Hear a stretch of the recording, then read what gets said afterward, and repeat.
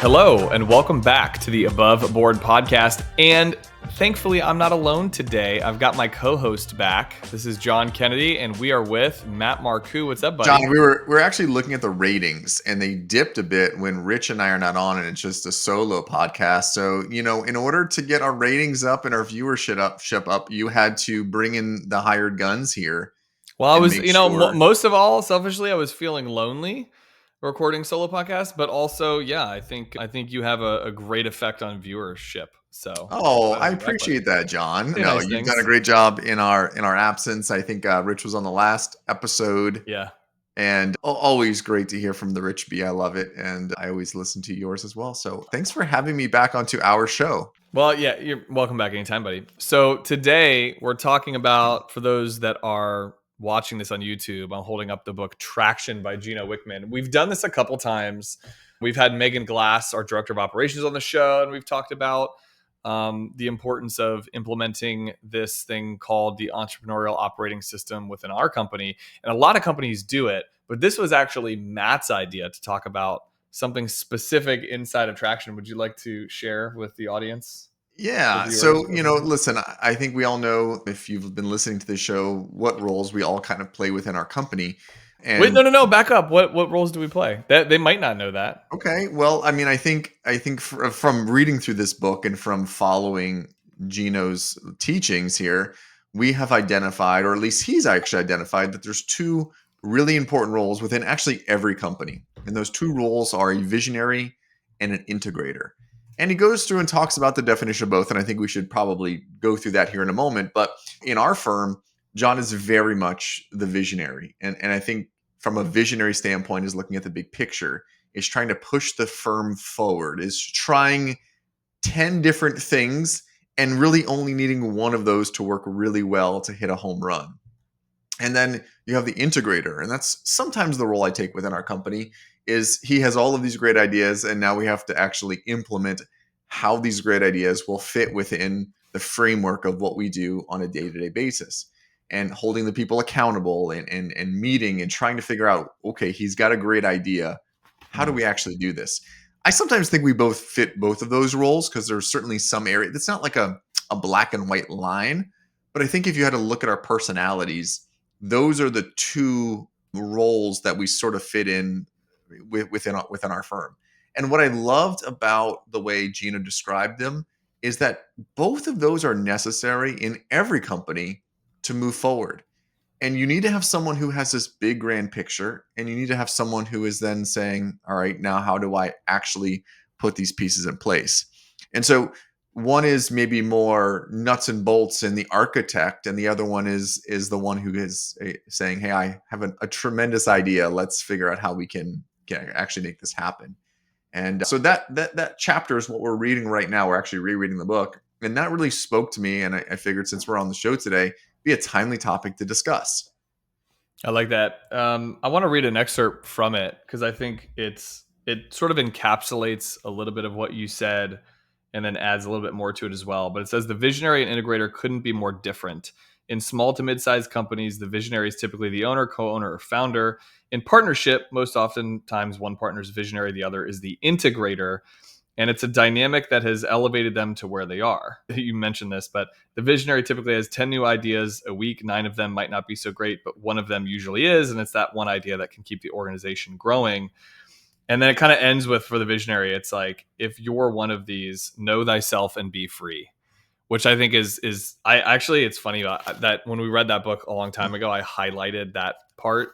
And then the integrator's job, integrators typically good at leading, managing, and holding people accountable. They love running the day-to-day aspects of the business, and they're accountable for the profit and loss, the overall business plan of the organization, and really just removing the obstacles for the visionary's idea to actually execute, which I think is, like you said, in maybe our dynamic.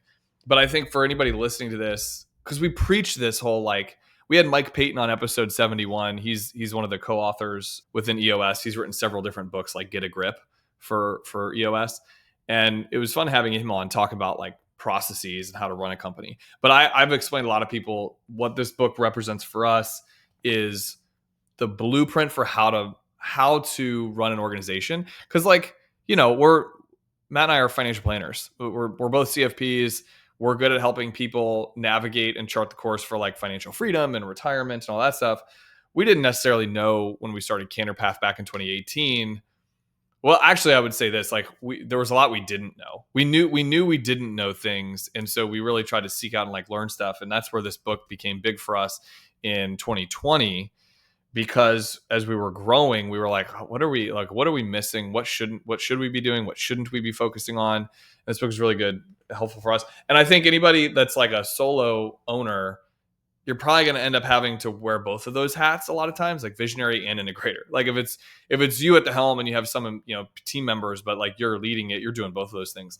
Our advantage distinctly was, Matt and I have known each other for 15 years, so we have this like partnership that sort of very naturally, we kind of like naturally gravitated towards these roles. Would you agree with that? Would you say that differently? Yeah, but it wasn't intentional. It wasn't like day one in 2018. You're like, hey, I'm going to be the visionary and I'm going to be the integrator. We were actually both doing the same thing during that time. We're both just financial advisors, putting our Yeah. heads down, working with our clients. And actually, if you had to think of it visually, it was like we were just in the same, we were driving down the highway, we were both in the same lane, moving in the same direction. And I think early on, we sort of figured out, actually, it wasn't early on, it was actually in 2020. And John said, listen, that part of it doesn't bring me as much energy. I love being a financial advisor. I love working with our clients. But what brings me energy is thinking outside of the box a little bit. And I was actually the complete opposite. All I want to do is work with our clients, and I don't want to think outside the box. I want to just live in my box and be really, really good within the box, and be an expert of the box. And that's where I think for me, that was the light bulb that went on. Mm-hmm. And from that point in time, our paths sort of diverged, right? Like they Yeah. didn't come together. You really then started to think, all right, I want to think about the future of where this company goes, and I want to start going in this direction. And you were very intentional about that, right? So slowly stop taking on as many new clients, right? On your side of the equation. And you said, hey, I really want to explore where we can go with CandorPath. And that was something that really just happened early on. And so we sort of, at the same time, we were reading this book, and it started to define the feelings we were having. And that definition, we then started to embrace it even more and more. And by the way, at the beginning of us doing traction and EOS, there was 3 of us. So our leadership team was quite literally also the employee team. There wasn't this big enterprise. There wasn't a big separation between the leadership team and our day-to-day employees. It was 3 of us. It was you, me, and Megan. And then as our team grew, obviously that responsibility and that leadership then had a elevated status. But we didn't start this with 100 employees and we're like, hey, just our leadership team's doing this. I think that has worked, and that's where this idea came from, right? It was a friend of yours and a friend of the firm's who had a large firm, and we're like, hey, we're really embracing this. So I wanted to make that point. The second point I want to make is sort of defining where we see the visionary versus the integrated role. And I think of no place different than in the e-course, which was recently created by you. And you created that, you had this grand idea of an e-course. If you bring that to me and I'm like, I don't even know where to begin. But we have this amazingly powerful e-course going through the basics of finance and actually past the basics, some advanced concepts within finance that we are able to have our clients work with this great course. You were the visionary. You were like, I want to create this. And then you came to me and said, Matt, how do we get this through the compliance and all of the rules and regulations that we have within our industry? And I said, man, I got that part covered. You make it, and I'll make sure that we get approval and make sure that it follows all the rules. And so I think of just one of the latest projects we've worked on, how the visionary had a role and how the integrator had a role just in that project alone, and sort of how it came full circle. Yeah, that's well, thanks for doing a little plug on the course. First of all, it's yourmoneystory.app for our followers that want to check it out. It's free. Takes maybe a couple weeks. Realistically, it's less time than that. The videos are anywhere from like 3 minutes to 10 to 12 minutes long, but it's a training on kind of navigating like the spending plan and cash flow, and then like where to save and then how to save and what investments look like. It's pretty cool. I'm obviously proud of it, and I'm finding a lot of people are enjoying it too. But something that I want to mention, just going back a little bit. So shout out to Crew, our friend Crew, who listens to the show, and he was the one. He actually gave us the book, and then was like, "You guys should read this." And it sat on my desk for a year. And something that I guess kind of came to me at one point, and it was during COVID. It was like the height of COVID, so like the world was shutting down. We were as busy as ever because we were talking with all of our clients. But one of the things that I went to Matt with was like, just yes, you're right. They're a bigger organization at the company that Crew worked with at the time, but it was just Matt and I, and then Matt, myself, and Megan. And I thought, well, why not? Let's like act as if a little bit. Like if this is what if we're aspiring for growth and we're aspiring to add employees at some point and we're taking on more clients and we're growing, like let's run this like a true organization. And so you kind of made a point like, and I think this is what is helpful for listeners. Like if you're a solo entrepreneur listening to this, you have a small team, like a small company. One of the things that Crew mentioned to me was what a distinct advantage we had basically creating this from the ground up instead of like doing what his company at the time. You're essentially, they were trying to fix problems. Like they were trying to like recreate the structure of the organization, and they were using this as the blueprint to do it. Whereas we were sort of this like, we were just like molding and shaping ourselves. We were still kind of very young as a company. I mean, we still technically are. It's 2024 as we record this, so we're going on 6 years. But I think that's really helpful. And I always joke because we talk about our like the resource. It's not like we're promoting them and we get paid by them or anything. But I think anybody that's like listening to this, I would implore them to pick up the book and start reading it, especially if they have a business partner. But even if they don't, like it's to help. If you're a small company, like you got to have a framework, right? Like you gotta know, where are we going in 10 years? What are our goals? What are we working towards? And how are we going to get there? And I think that's for you and me. I mean, it really did help a lot. And yeah, this is a weird way to think of it, but like you were like for a little bit, almost like an anti-integrator for a bit early on, because you're like, well, this is what we do. We're financial planners. This is what we do. I was like, right, but we also have this responsibility as business owners. This is also what we do. So how are we going to do both of these and do both of these well? Traction And was the it's, answer. yeah, and instead of thinking we know everything, we knew we didn't know everything. And so we did really two strategic things when we started CandorPath is we hired a business coach to help us through some of the ins and outs of the marketing and the branding and those types of things. And then we really embraced EOS because we knew we did not know everything. And it's okay to reach out, and you should have a network of resources from a business owner, because really what we learned early on is we were really good financial advisors, but now we had to be really good financial advisors and really good business owners. And there's only so much capacity for both those. And they're actually two very different disciplines, right? Yeah. Being a business owner is some of it has to do obviously with finance, and that part of it we embraced really great, but there's the EQ side of it, and there's the emotions, and there's working with our team. There is the growth aspect, and where's responsible growth and how does that work? But between having David DeSell, our business coach, making sure that we were able to get our name and our brand out there, which is really hard to do in any industry, and then EOS providing what is quite literally a blueprint. I mean, I don't know how else to describe it other than like it's a blueprint to how to run a business. And I Yeah.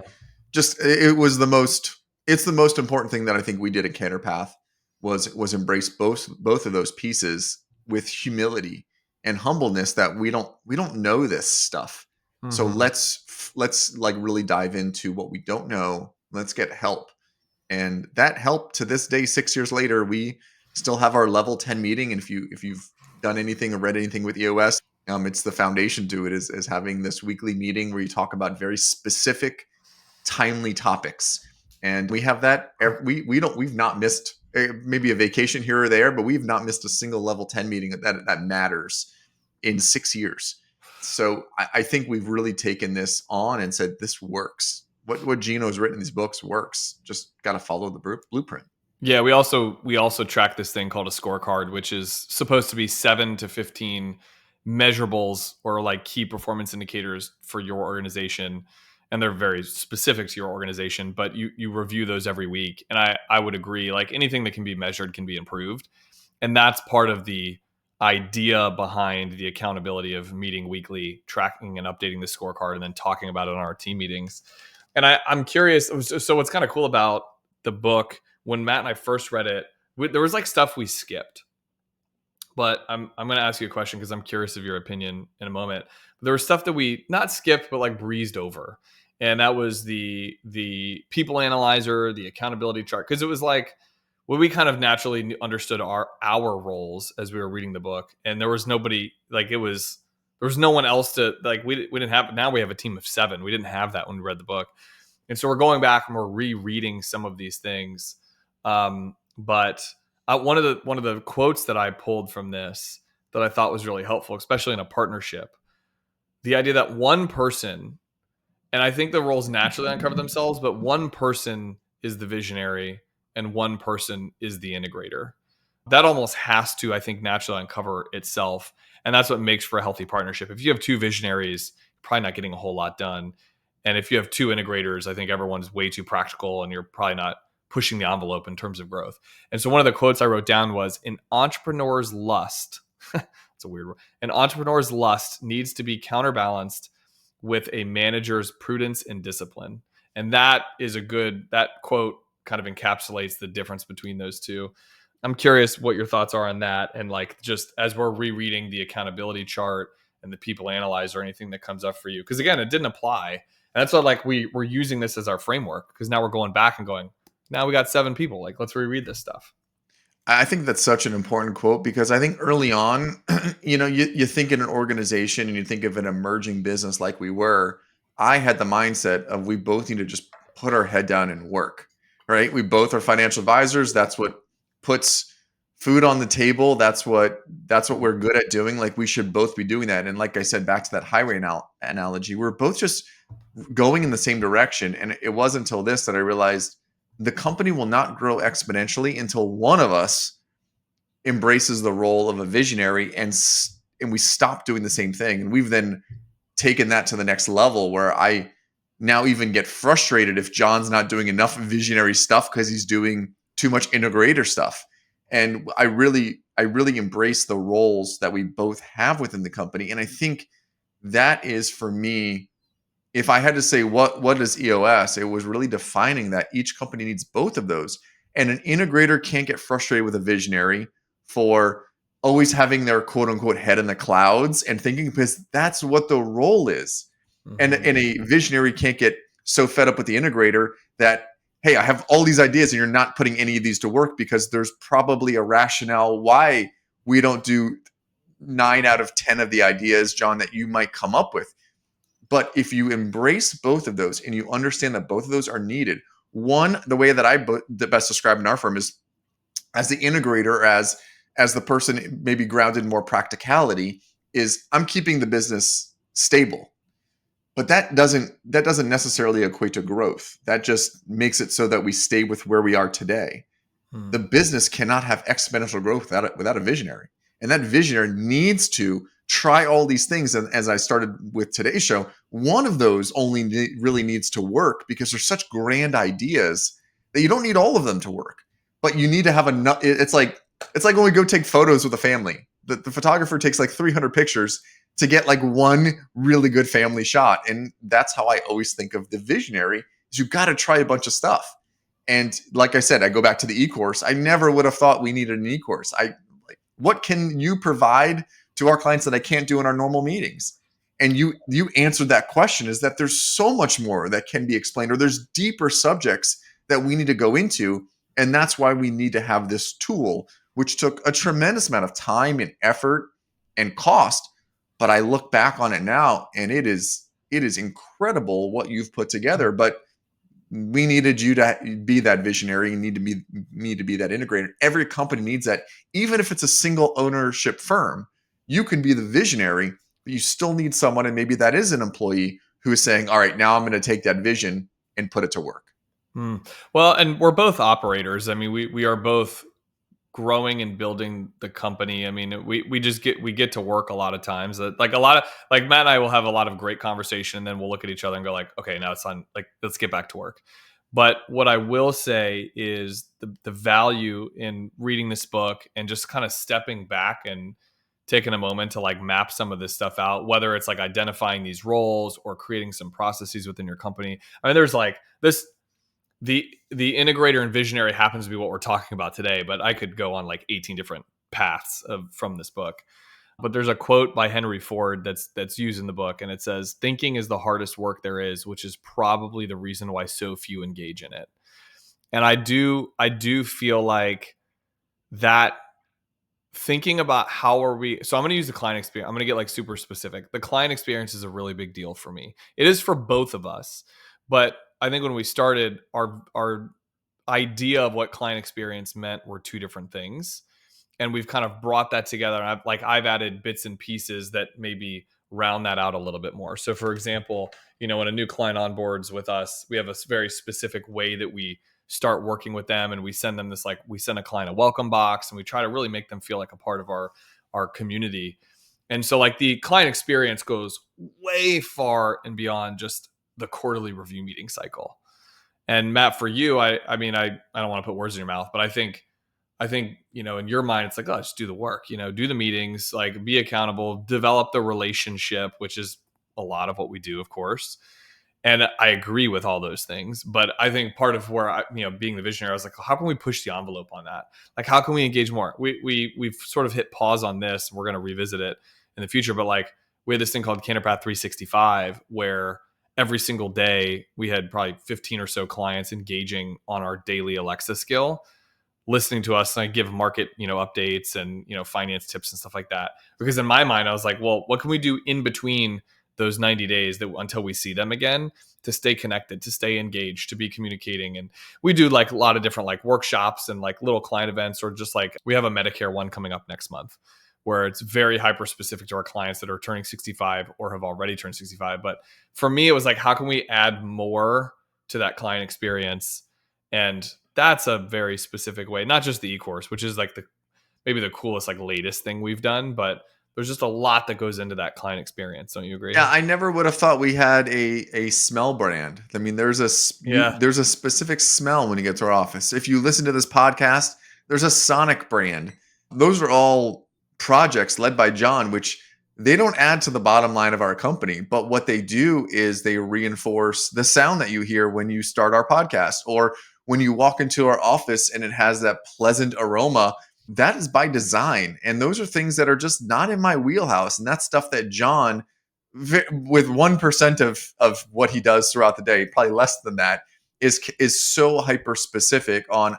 I have a vision for what it feels like when a client joins our firm, when a client walks into our office. I have a specific vision for how that should be, and I'm going to make sure that happens. Now, I think the odd thing about that is the smell that's being used is the one that I put together. So I think that actually describes our integrator visionary relationship, although that was not by design. It was through a contest that I Yeah, I know, won. you got to explain that, because people are probably like, what the heck is he talking about? Yeah. So, John went into a branding kick in his visionary mindset. He was on a visionary quest, I suppose, and said, we need a CandorPath smell. So when someone walks in our office, it is a distinct smell that they'll then think of when they think of CandorPath. So we went to a candle making shop, I guess is what it would be, Yeah. and we did a Yeah. team Artifact. exercise where I think it we was were called able Artifact to, Candle. yeah, put our own candle together. And most of the, Michael and John went with the leathers and what was your other scent? It was like bourbon, like very Yeah. manly smell. And Yeah. listen, I was trained well by my wife, and she said go with the honeysuckles and some of those vanillas and lavenders. And I, again, the girls also put together theirs in our office, and then we had a blind smell test. Anyway, that's how we came up with the CandorPath scent. If you come to our office, that's what that You'd be smell is. amazed at how many bad smells you can make with all those good smells. Like when you combine stuff, I love candles. I love things that smell good. It's like a thing about me. And I was so disappointed. Mine was the worst smelling. Mine smelled It's pretty like awful. Old Spice meets Abercrombie and Fitch, and those two smells don't really combine very well. So yeah, Matt won this. Matt won the contest. That became our new scent of CandorPath.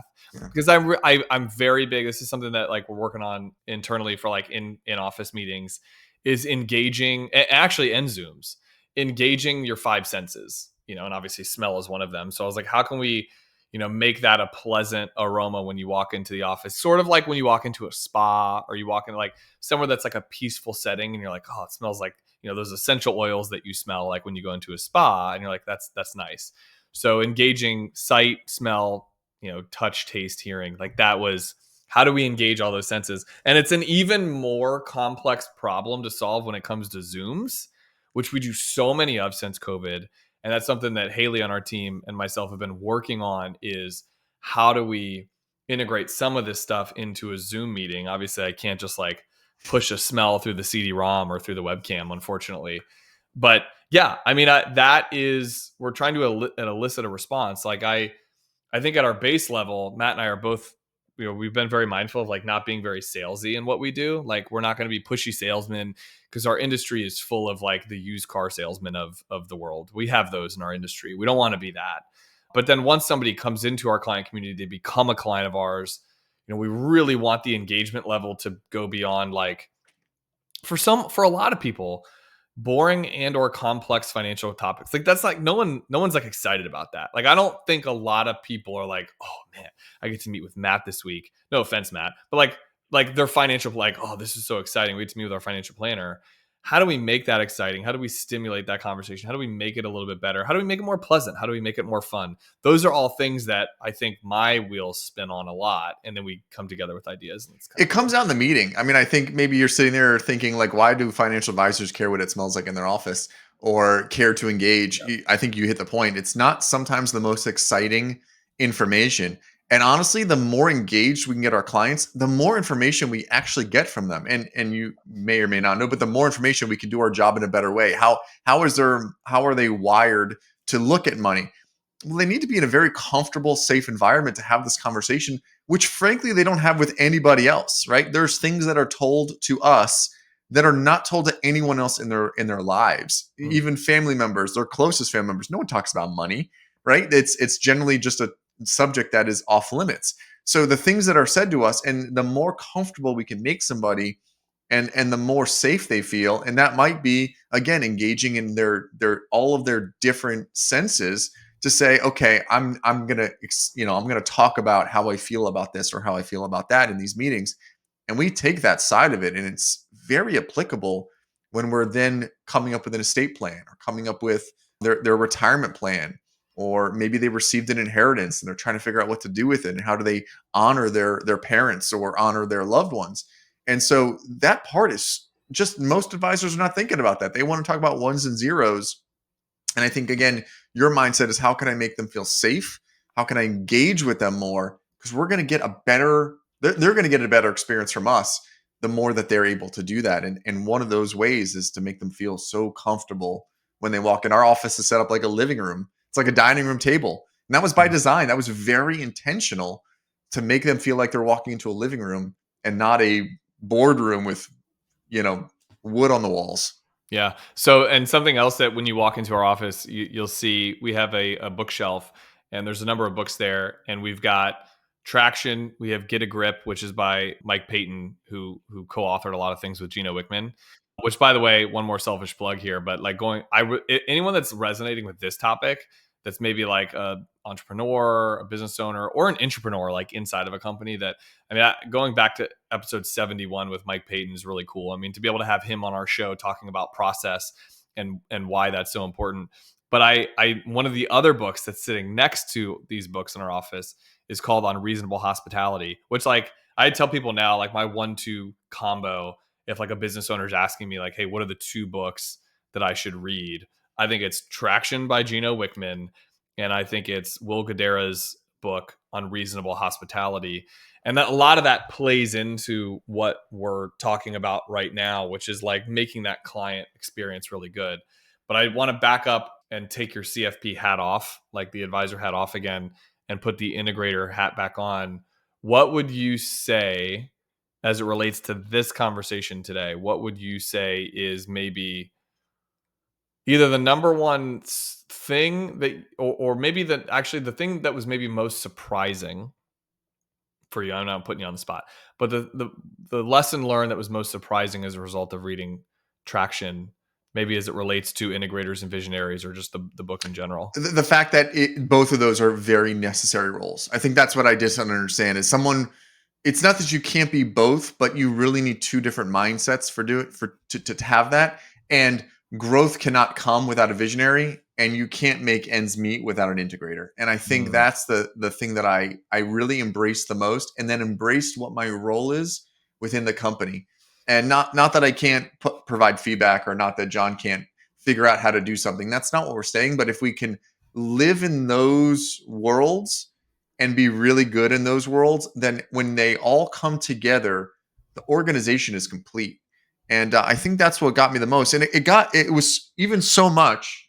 I don't have it in front of me. I was going to pull the book, but there's a second book to Traction called Rocket Fuel, Mm. which dives even deeper into the visionary integrator roles within the company. And I read through that one, and I really ate that up. And so I think what surprised me the most was, again, when you in 2020 just had this epiphany that it does not bring me as much energy just doing what I've been doing for the past 12 years. I need to find something that brings me energy, was coming up with that answer. And that answer was in this book. And Hmm. that answer is where we're at today. And why we're here today is because we both embraced different roles within our company, and we got really good at both of those. And one cannot exist without the other. And so again, when you're going through one of your moments where you're like, I have this idea and I got to get it out, I could not embrace that more, because I know that's what exponential growth looks like. And I think that in between those times when I'm doing some of the boring day to day, maybe just the stuff that we have always done, that is absolutely necessary to make sure we can make payroll and have revenue coming in. And the one cannot exist without the other. I think that was the biggest takeaway I took from this book, amongst all of the other tools that are at our disposal. It's the conundrum of a service-based industry, which I think is some of the best industries to be in 2024. But you think of law firms, CPA practices, lawn and maintenance, pest control, like those types of service-based, and ours as well. You can get so consumed with just doing the day to day that you forget to like invest in yourself and maybe read a book, or like take yourself out of the grind, the monotonous like day-to-day stuff, to sort of see things a little differently.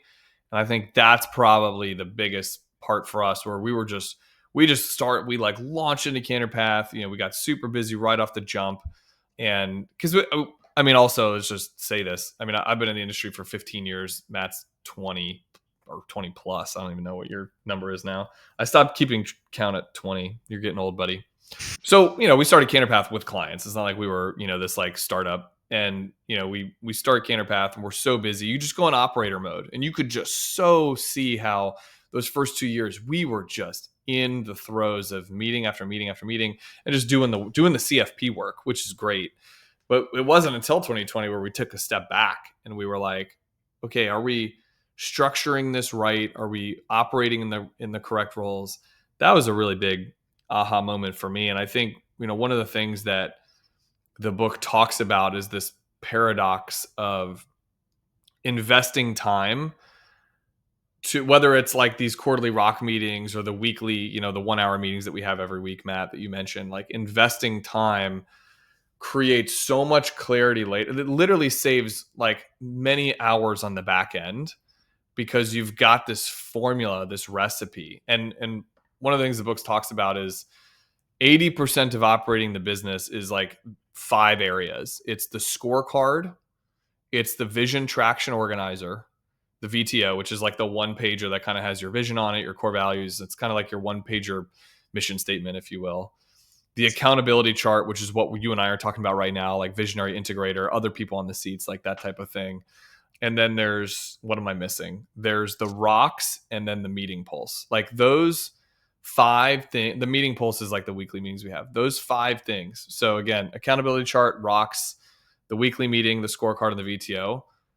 If you just do those things like intentionally, that's like 80% of your results right there. I mean, It that's really the is. part for me where it's like, now we just need to we have this formula and we just keep going with it. And it's gotten stale over time, right? It We just hit has. a big reset button not too long ago. We're like, that's why we're rereading it actually, right? It's been four years or so, and we're like, gosh, are we just now going through the motions? Yeah. Let's reread it and let's just see if we pick 1 ounce more out that we missed or that wasn't applicable when it was 3 of us and now it's 7 of us. And what happens when it's 8 or 9 or 10 or 12 of us? All of that's going to change as well. Yeah, and I'm reaching for something because I want to show this for the visual learners. But we did this delegate and elevate exercise. It was like a concept from the book, but basically there's 4 quadrants of tasks and work that you could qualify them in. It could be things that you love and you're great at, things that you like and you're good at, things that you don't like and you're good at, and things you don't like and you're not good at.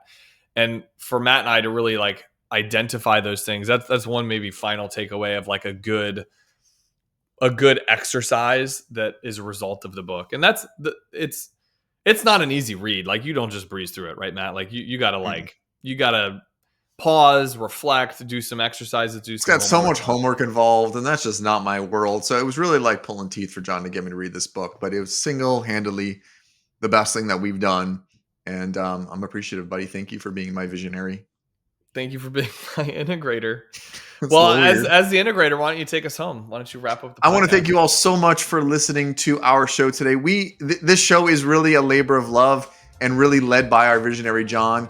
And he occasionally lets me come on every now and again to talk. But I want to thank you so much for listening to our show. On behalf of the president, John Kennedy, myself, and the Rich Bee, thank you so much, guys. Have an awesome day.